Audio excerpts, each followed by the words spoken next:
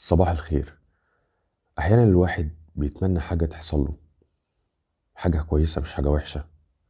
بيبقى الحاجة دي نفسه فيها قوي، ويفضل يتمناها ويفضل يفكر فيها كتير، بس ما بتجيلهوش.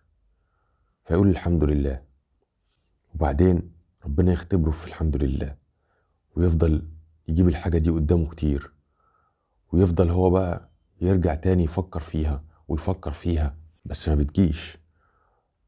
فيبدأ بقى ان هو يتضايق، ويبدأ ان هو يفكر اكتر، بس برضه ما بتجيش.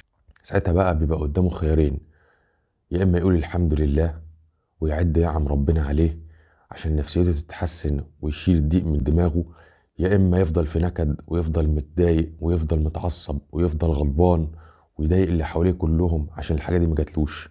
بس وقت ما يختار ان هو